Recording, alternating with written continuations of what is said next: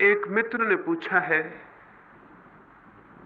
कि ऐसी परिस्थितियां होती हैं कि उसमें हम साधना नहीं कर सकते हैं। मुझे पता नहीं उनकी परिस्थितियां कैसी हैं, लेकिन मैं ऐसी एक भी परिस्थिति नहीं जानता हूं और कल्पना भी नहीं कर पाता हूं जिसमें कि साधना न की जा सके। परिस्थितियों की बात हमेशा आदमी का बहाना है, और हम बहाने ईजाद करने में बहुत कुशल लोग हैं। जो हमें नहीं करना होता है उसके लिए हम हमेशा बहाना ईजाद कर लेते हैं। यूनान में एक वजीर को उसके सम्राट ने फांसी की सजा दे दी थी। सुबह तक सब ठीक था। दोपहर वजीर के घर सिपाही आए और उन्होंने घर को चारों तरफ से घेर लिया और वजीर को भीतर जाके खबर दी कि आप कैद कर लिए गए हैं और सम्राट की आज्ञा है कि आज संध्या आपको फांसी दे दी जाएगी 6 बजे। वजीर के घर उसके मित्र आए हुए थे। एक बड़े भोजन का आयोजन था, वजीर का जन्मदिन था। वो एक बड़े संगीतज्ञ को बुलाया गया था। वो अभी अभी अपनी वीणा लेकर हाजिर हुआ था। अब उसका संगीत शुरू होने को था। संगीतज्ञ के हाथ ढीले पड़ गए। वीणा उसने एक और टिका दी। मित्र उदास हो गए, पत्नी रोने लगी। लेकिन उस वजीर ने कहा, 6 बजने में अभी बहुत देर है,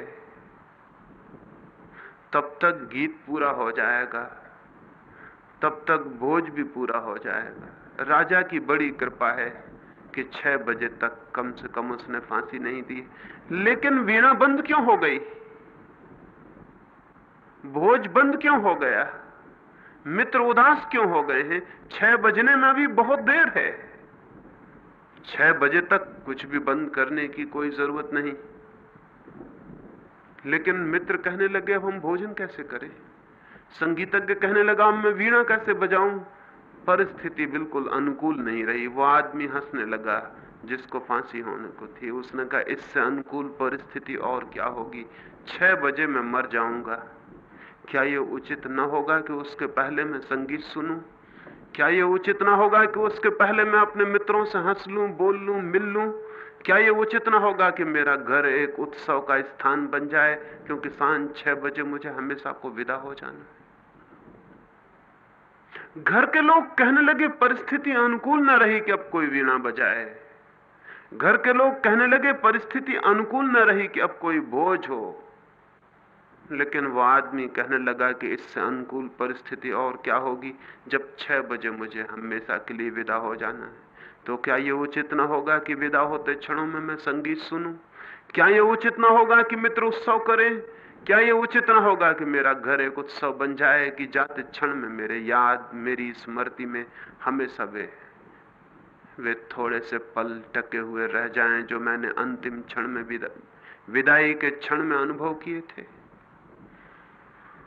और उस घर में वीणा बजती रही और उस घर में भोजन चलता रहा। यद्यपि लोग उदास थे, संगीतज्ञ उदास था, लेकिन वो वजीर खुश था, वो प्रसन्न था।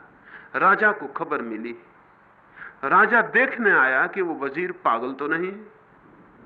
और जब वो पहुंचा तो घर में वीणा बजती थी और मेहमान इकट्ठे थे। और राजा जब भीतर गया तो वजीर खुद भी आनंद मग्न बैठा था।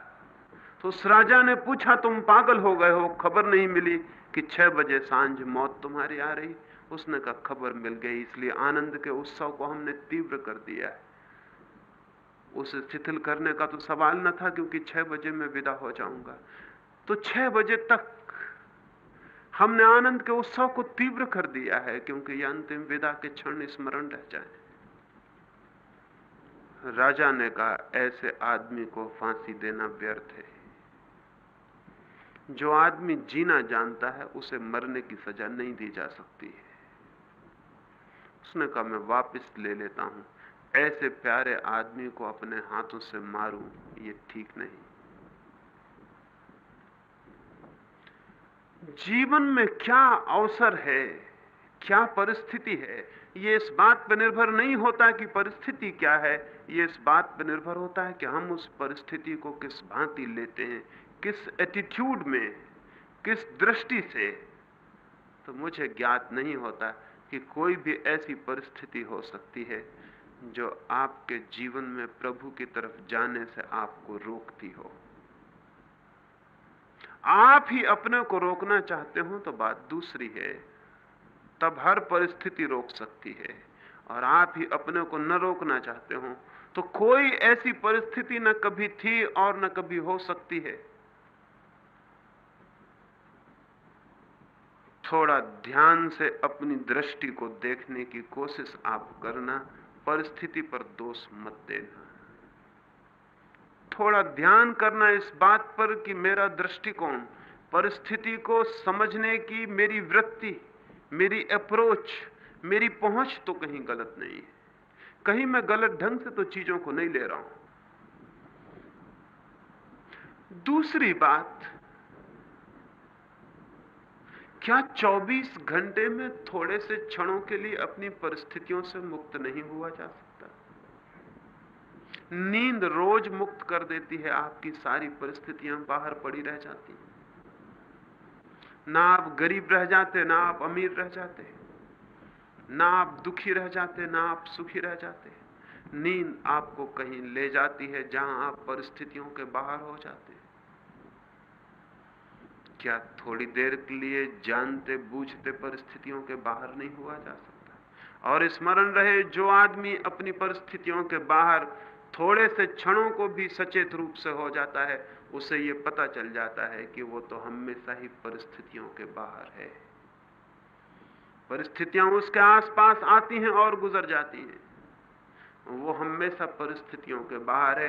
एक क्षण को भी परिस्थितियों को अतिक्रमण कर जाने पर यह पता चलता है कि मनुष्य की चेतना हमेशा परिस्थितियों के बाहर है। सांझ आती है, सुबह आती है, सूरज निकलता है, रात आ जाती है, आदमी के आसपास से सब गुजर जाता है और आदमी हमेशा अलग खड़ा रह जाता है। जिस दिन इस पृथकता का बोध होगा, जिस दिन जीवन के बीच इस साक्षी का भाव उदय होगा कि मैं तो दूर खड़ा रह जाता हूं, धाराएं आती हैं और बह जाती हैं, हवाएं आती हैं और गुजर जाती हैं, धूप आती है, शीत आती है, वर्षा आती है, गर्मी आती है, और मैं दूर खड़ा रह जाता हूं, मैं पृथक अलग खड़ा रह जाता हूं।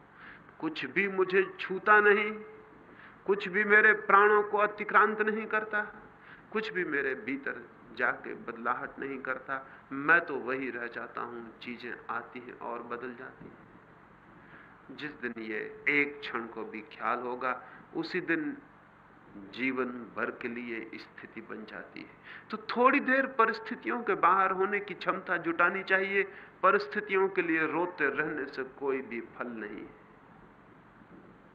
ध्यान का अर्थ इतना ही है कि हम परिस्थितियों के बाहर जा रहे हैं थोड़ी देर को। ध्यान का यही अर्थ है, परिस्थितियों के बाहर उठ जाना, दूर हट जाना, ऊपर उठ जाना, परिस्थितियों के पार खड़े हो जाना। जैसे कोई हवाई जहाज पर ऊपर उड़ रहा हो, वृक्ष नीचे छूट जाते हैं, पहाड़ नीचे छूट जाते हैं, बादल नीचे छूट जाते हैं। ठीक वैसे ही जैसे ही कोई ध्यान के शून्य में प्रवेश करता है, वैसे ही परिस्थितियां, घर द्वार, पत्नी, बच्चे, अर्थ सब पीछे छूट जाता है। जीवन चेतना एक नई दिशा में उड़ान लेना शुरू कर देती है। और तब पता चलता है कि जिन परिस्थितियों से हम घिरे थे, उनमें घिरे तो जरूर थे, लेकिन घिरे होकर भी हमेशा बाहर थे। जैसे सूरज बादलों में गिर जाए, ठीक वैसा मनुष्य की चेतना परिस्थितियों में गिरी है, लेकिन हमेशा बाहर है, हमेशा बाहर है। ये बाहर होने का अनुभव ध्यान से उपलब्ध होता है। परिस्थितियों पर दोष न दें, रास्ता निकालें, रास्ता जरूर मिल जाता है।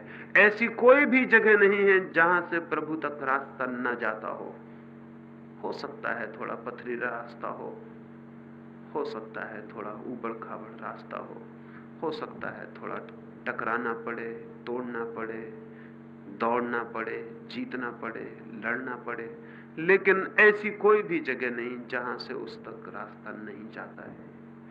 और मैं अंत में ये भी कह देना चाहता हूं कि वे लोग जो थोड़े कठिन रास्तों से गुजर के आते हैं, उनकी उपलब्धि का मजा ही और है, उनके पा लेने का आनंद ही और है, उनके जीत लेने की, उनकी विजय की कथा और गौरव कथा ही और है।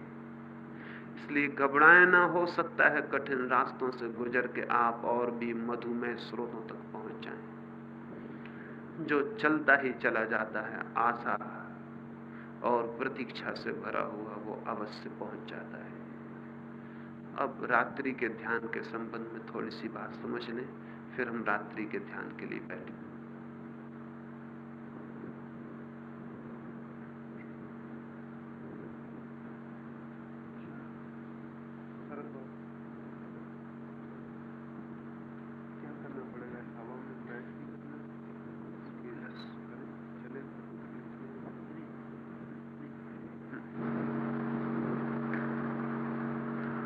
रात्रि के ध्यान के संबंध में दो बातें समझ लें। सुबह का ध्यान जागने के बाद करने के लिए है, रात्रि का ध्यान सोने के पहले करने के लिए है। रात बहुत अद्भुत अवसर और मौका है। अगर ठीक से ध्यान में प्रवेश होकर सो जाया जाए तो पूरी रात धीरे धीरे कुछ ही समय में ध्यान में परिवर्तित हो जाती है। अगर सोते क्षणों में ध्यान में प्रविष्ट हो जाए चेतना, तो फिर धीरे धीरे पूरी रात, पूरी निद्रा ध्यान का हिस्सा बन जाती है। ये शायद आपको ख्याल ना हो, नींद के अंतिम क्षण जब आप सोते हैं, तो जो आखिरी क्षण है जब आप नींद के दरवाजे में प्रविष्ट होते हैं, उस अंतिम क्षण में वो जो संक्रमण का क्षण है, वो जो बीच का द्वार है जहां से जागना समाप्त होता है और नींद शुरू होती है, उस क्षण में आपके मन की जो दशा होती है, रात भर चेतना उसी दशा के आसपास घूमती रहती है। अगर आप चिंता में सो गए हैं तो रात चिंता में व्यतीत हो जाती है। अगर आप क्रोध में सो गए हैं तो रात के सपने क्रोध के आसपास घूमते रहते हैं। विद्यार्थी जानते हैं कि पढ़ते पढ़ते रात जब वे सो जाते हैं तो रात भर परीक्षा के आसपास घूमते रहते हैं। चित्त जहां होता है नींद के पहले क्षण में, रात भर उसके आसपास न्यूक्लियस बन जाता, केंद्र बन जाता, चित्त वहीं घूमता रहता। और सुबह भी जब आप उठते हैं तो आपने शायद कभी ख्याल ना किया हो, निरीक्षण ना किया हो, करेंगे तो पता चल जाएगा कि सुबह जब पहला क्षण होता है नींद के टूटने का, तो चित्त सबसे पहले उसी भाव को उपलब्ध हो जाता है जो सोते समय अंतिम भाव था, अंतिम विचार था। उसी जगह आप फिर सुबह खड़े हो जाते हैं जहां रात आप सोए थे। इसलिए रात्रि ध्यान में सो जाने का बहुत मूल्य है। अगर ये संभव हो जाए कि आप रोज रात्रि में ध्यान में प्रवेश होकर सो जाएं, तो आपके पूरे जीवन में एक आमूल क्रांति होनी शुरू हो जाएगी। सुबह आप बिल्कुल नए आदमी की तरह उठेंगे, और उठते ही ध्यान पहली बात होगी जो आपके स्मरण में आएगी। और रात के 6 घंटे 7 घंटे अगर शांत निद्रा में बीत जाएं, आपके 24 घंटे शांत हो जाएंगे, ताजे हो जाएंगे, नए हो जाएंगे। जो लोग ध्यान के साथ निद्रा में गए हैं, जो लोग जाते हैं, वो मुझे कहते हैं फिर कि ऐसी नींद हमने जीवन में कभी भी नहीं जानी। ध्यान के साथ नींद संयुक्त हो जाए तो एक अभूतपूर्व घटना घट जाती है। ये रात्रि का ध्यान नींद के पहले करने का है।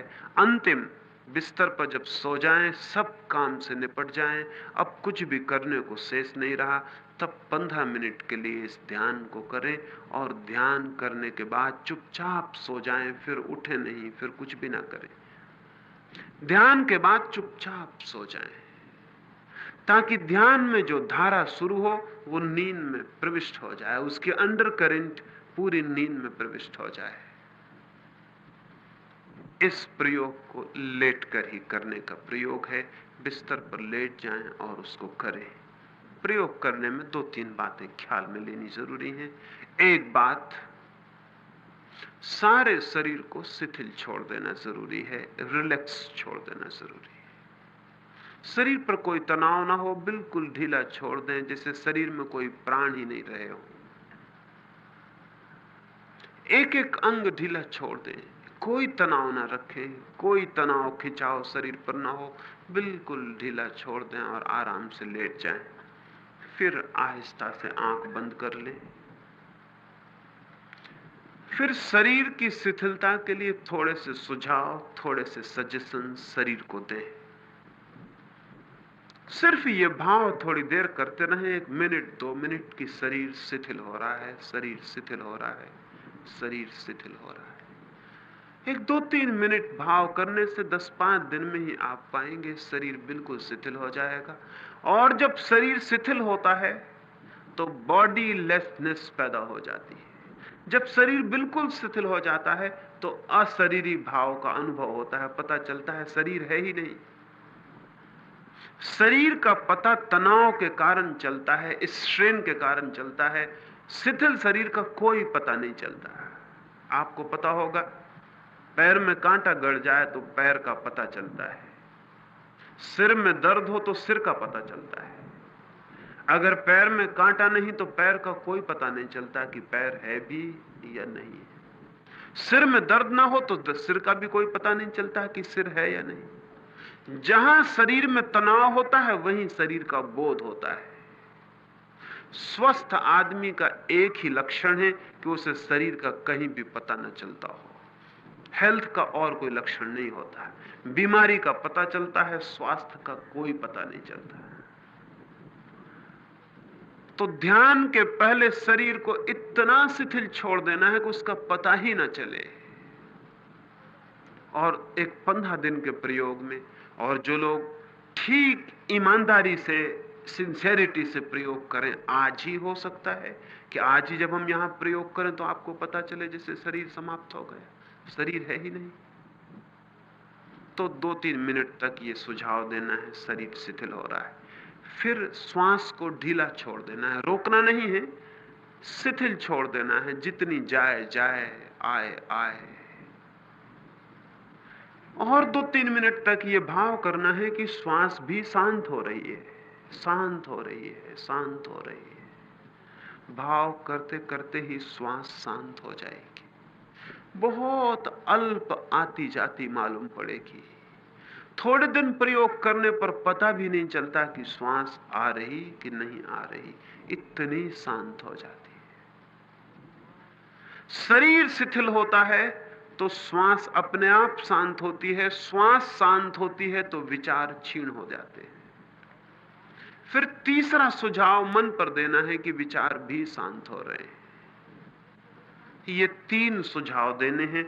और सुबह जो हमने ध्यान किया था, चौथी बात वही है कि फिर चुपचाप पड़े रह जाना है, सुनते रहना है हवाओं को, दरख्तों को, समुद्र को। कोई आवाज आती हो, आवाजों को। रास्ते पर लोग निकलते होंगे, वाहन निकलते होंगे, टैक्सी चलती होगी, ठेला चलता होगा, सब चुपचाप सुनते रहना है। 3 बातें, शरीर, श्वास और विचार, इनको शांत छोड़ देना है। और फिर चुपचाप जो सुबह हमने प्रयोग किया था वो लेट के करते रहना है, 10 मिनट। फिर उसके बाद चुपचाप करवट लेके सो जाना है। यहां तो हम प्रयोग को करेंगे ताकि आप समझ लें, फिर प्रयोग को जाके अपने स्थान पर सोते समय करें और सो जाएं। यहां तो प्रयोग आप समझ लें, इसलिए करना जरूरी है। और यहां परिणाम भी उसका बहुत महत्वपूर्ण हो सकता है। वो उतना ही महत्वपूर्ण हो सकता है जितनी हमारी तैयारी, जिज्ञासा, खोज, आकांक्षा हो। तो अब हम प्रयोग करेंगे तो सब लोग इतने फासले पर हो जाएं कि आप लेट सकें। फिर प्रकाश अलग कर दिया जाएगा और आपको मैं आज तो सुझाव दूंगा ताकि आपको ख्याल में आ जाए कि क्या सुझाव देने हैं। फिर अपने कमरे पे जाके आप प्रयोग को करें और सो जाएं। तो अपने अपने लिए जगह बना लें, थोड़े फासले पर हट जाएं, कोई किसी को छूता हुआ नहीं रहेगा और सब लोग लेट सकें ऐसी अपनी जगह बना के चुपचाप बिना बातचीत किए।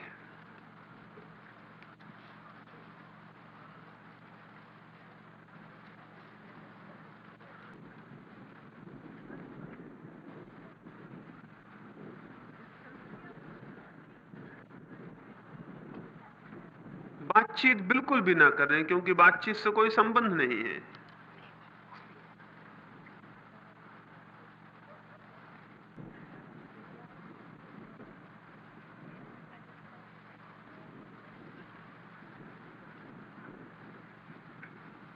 बिल्कुल अकेले में हो जाएं और वहां आराम से लेट जाएं, ताकि आप पूरा प्रयोग कर सकें और गहरे जा सकें।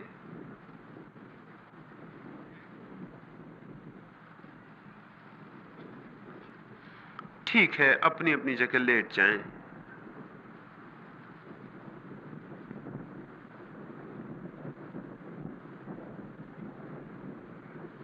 अपनी अपनी जगह लेट जाएं।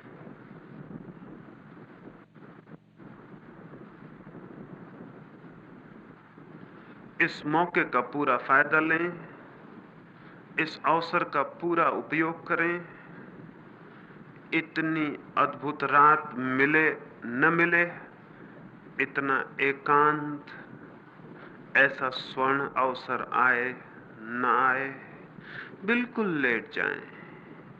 आंख बंद कर लें, शरीर ढीला छोड़ दें।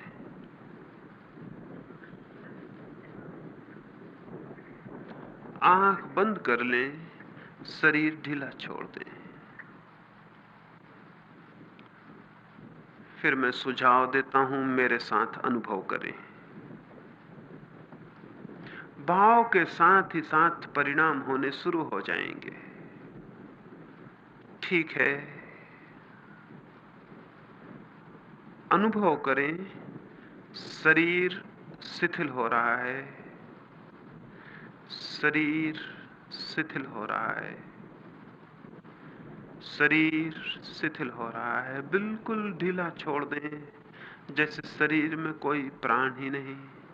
शरीर शिथिल हो रहा है, शरीर शिथिल हो रहा है, शरीर बिल्कुल शिथिल होता जा रहा है, शरीर शिथिल हो रहा है, शरीर शिथिल हो रहा है। भाव करें, शरीर शिथिल हो गया है, शरीर बिल्कुल शांत और शिथिल हो गया है, जैसे हो ही नहीं, जैसे शरीर का कोई अस्तित्व ही न हो। हवाएं हैं, आकाश है, वृक्ष है, लेकिन शरीर नहीं। शरीर बिल्कुल शिथिल और शांत हो गया है। श्वास को भी धीमा छोड़ दें। श्वास शांत हो रही है, श्वास भी बिल्कुल धीमी छोड़ दें। श्वास शांत हो रही है, श्वास शांत हो रही है, श्वास शांत हो रही है, श्वास शांत हो रही है, श्वास शांत हो रही है, श्वास शांत हो रही है।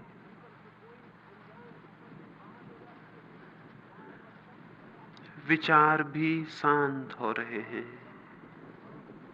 विचार शांत हो रहे हैं, विचार शांत हो रहे हैं, विचार शांत हो रहे हैं, विचार शांत हो रहे हैं। विचार भी शांत हो गए, सब मौन हो गया है। अब चुपचाप सुनते रहें हवाओं को, आवाजों को। चुपचाप सुनते रहें, भीतर धीरे धीरे बिल्कुल सन्नाटा हो जाएगा। ये रात जैसी बाहर शांत है, ठीक वैसा ही सब कुछ भीतर भी शांत हो जाएगा। सुने, शांत हवाओं को सुनते रहें, 10 मिनट तक चुपचाप सुनते रहें।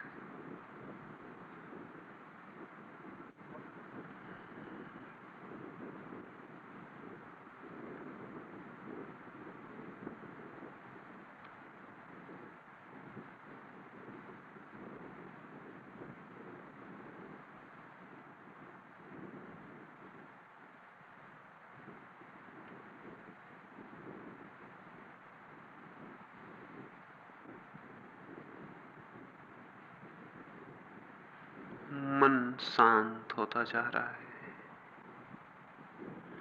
धीरे धीरे मन शांत होता जा रहा है। सब शांत होता जा रहा है। भीतर एक सन्नाटा और शून्य आ जाएगा। मन शांत होता जा रहा है। सुनते रहें, चुपचाप सुनते रहें। मन शांत होता जा रहा है। हवाएं रह जाएंगी, आप मिट जाएंगे, बिल्कुल मिट जाएं।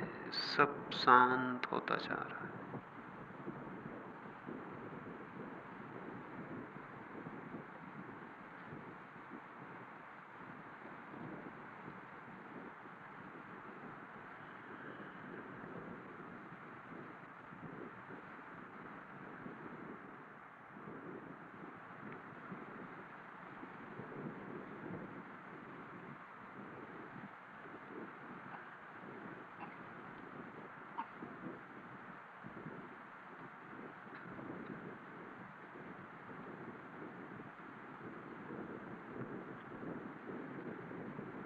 मन शांत हो गया है। मन बिल्कुल शांत हो गया है। मन शांत हो गया। हवाएं ही रह गई, रात रह गई, आप बिल्कुल शांत हो गए हैं, बिल्कुल मिट गए। सुनते रहें, सुनते रहें।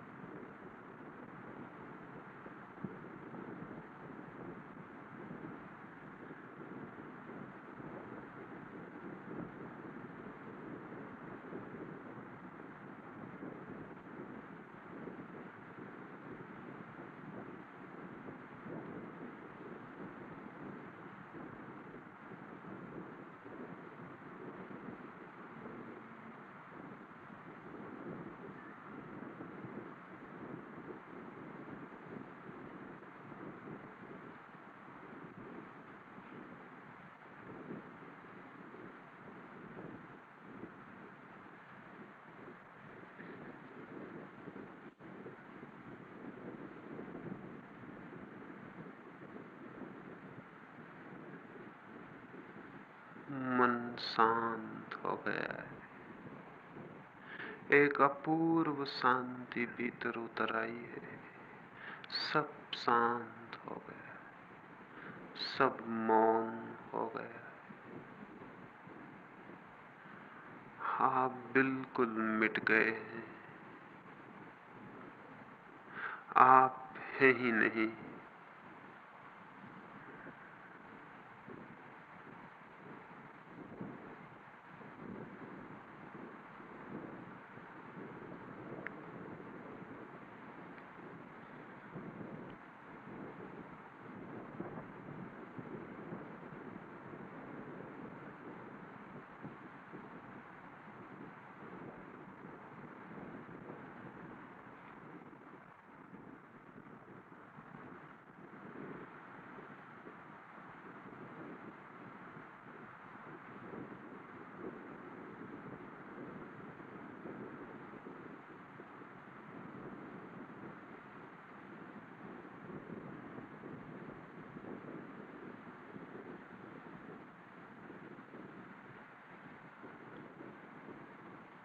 मन बिल्कुल शांत हो गया है। इस शांति को पहचाने, इस शांति को समझें। सब शांत हो गया है। इसी शांति में रोज रोज प्रवेश करना है। रोज और गहरे प्रवेश होना है। यही शांति अंततः परमात्मा के मंदिर तक पहुंचा देती है।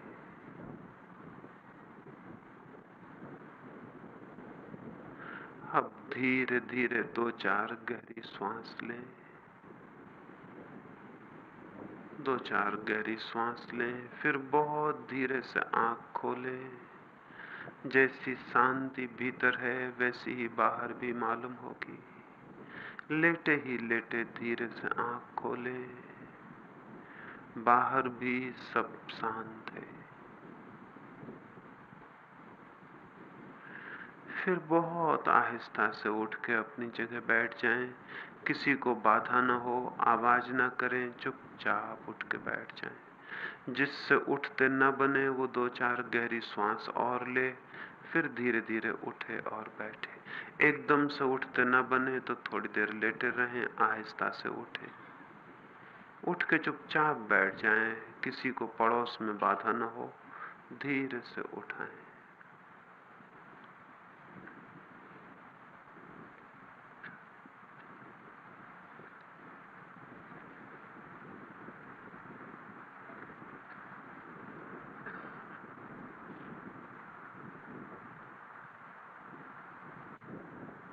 इस प्रयोग को जाके रात अभी बिस्तर पे करें ताकि ताजा वो आपके ख्याल में रहे, और फिर प्रयोग को करने के बाद चुपचाप सो जाएं। रात की बैठक समाप्त हुई।